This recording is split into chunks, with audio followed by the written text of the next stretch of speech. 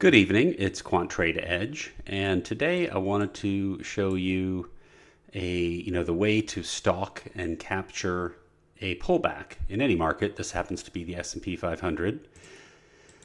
Started recording this earlier, but apparently I did it without sound.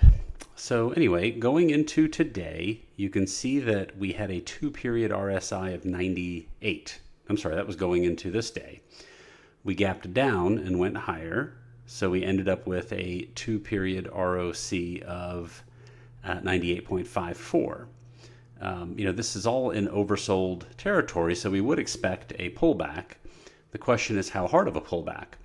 Well, this move up is what is considered an extended run, which is, 7 or more closes above the 5 SMA. There's 1, 2, 3, 4, 5, 6, 7. This was the 7th. Today was the 8th day. So this 5-period SMA acts as support. And, the way you can figure out a 5 SMA kind of ahead of time, so going into the day would have been just taking the average of the previous 4 days. Because then when the 5th day equals that number, that's when the 5 SMA will be right there. And you can see it, came in right there and bounced. But the more important way to do that is, you can see there's a very clean swing high here at 41.1950. That's roughly here. So this morning, when the market was selling off, the idea is that it's going to come into that level. And how would we know to buy when it comes into that level? Well, if you took it all the way down to a 1-minute chart, and you'll see that the first time that it came into that level was right here, and there were divergences forming. You had this lower low here with a higher low here. And that was a good sign that this divergence would play out. Also of note, this last flag in the down move, and you can see, this was a pretty hairy down move, from 8 a.m., 9 a.m. all the way down. But this last consolidation was a flat flag. And a flat flag is often the last flag in a set. So, here we had, this divergence here that helped us catch this move to the upside. And the initial logical place for it is right there, that previous swing high. And it looks like we did get to that level and then came back and test down again. Now, if we pull up a 5-minute chart, we can see that this is making a higher low.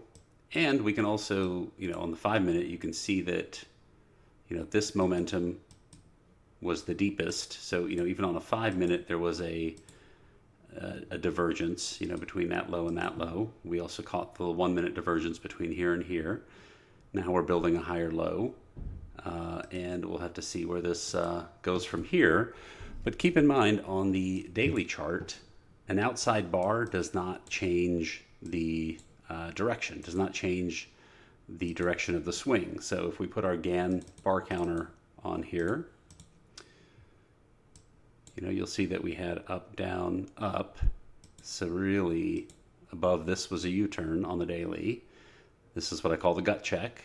And, we're having quite a bit, this isn't like a clean 2 waves. There's a lot of ups and downs in here. And now we've gotten up above this level. So really, if you think about it from a 2B standpoint, you would have to take out this 40.78 to make this whole thing a trap and to set the next down direction. So, I don't expect that to happen. Given that this has extended run characteristics, we could just resume right away. We could go down, test the low and resume. But I don't really believe we're going to take that out. It's something you have to keep in mind, and that would probably be the final stop if